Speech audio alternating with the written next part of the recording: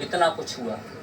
और ये भक्तों के ऊपर परम सौभाग्य होता है, तब वो दान पुण्य कर रहे हैं, परमात्मा की विशेष कृपा है उनके ऊपर। उनका ये आखिरी जन्म है, जन्म मृत्यु से बंधन छुटकारा भवसागर से पार हो जाना है, और उनका ये आखिरी जन्म है भक्तों का जो ऐसा कर रहे हैं। उदाहरण देता हूँ मैं आपको। रामकृष्ण परमहंस वेस्ट बंगाल के सिद्ध संत स्वामी विवेकानंद सरस्वती के गुरु, गले से कैंसर था, संत थे, गले से कैंसर था। आप कह रहे दुखी रहते हैं तो, और इतने बड़े परम भक्त थे, काली कलकत्ते वाली एक आवाज़ पे खड़ी हो जाती थी। जब सवाल पूछा गया स्वामी विवेकानंद सरस्वती ने, तो महाराज जी ने उत्तर दिया।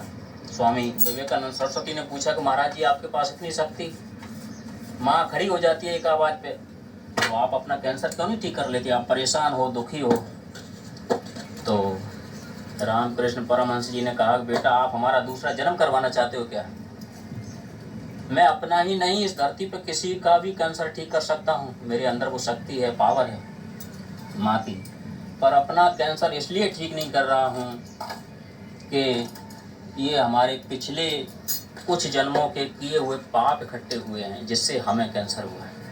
इस जन्म अगर हम ठीक कर लेंगे, बचने की कोशिश करेंगे, अगले जन्म बच जाएंगे, उससे अगले जन्म बच जाएंगे, उससे अगले जन्म बच जाएंगे।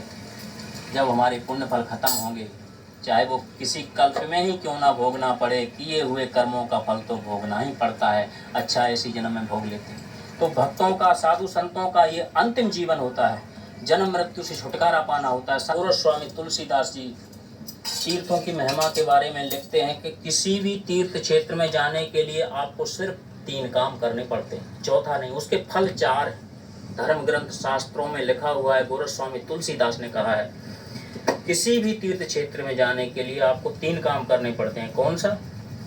पहला काम, जिस तीर्थ क्षेत्र में आप जा रहे हो, सर्वप्रथम उस तीर्थ क्षेत्र की महिमा को जानो को वो क्या है, तो उससे क्या होगा, उससे आपका मन पवित्र होगा। दूसरा काम, जिस तीर्थ क्षेत्र में आप जा रहे हो, सर्वप्रथम उस तीर्थ क्षेत्र में जाके स्नान करो, तो उससे क्या होगा, उससे आपका तन पवित्र होगा। और तीसरा और आखिरी काम, जिस तीर्थ क्षेत्र में आप जा रहे हो, उस तीर्थ में अगर कोई साधु संत, सत्संग, कथा, भागवत पुराण, अगर आपको ये चीज़ें मिलती हैं तो बिल्कुल मत छोड़ना। प्लस यथाशक्ति थोड़ा दान भी करो, तो उससे क्या होगा, उससे आपका धन पवित्र होगा। तन मन धन तीनों हो गए, और कुछ नहीं करना, यही 3 काम करने पड़ते हैं किसी भी तीर्थ क्षेत्र में जाने।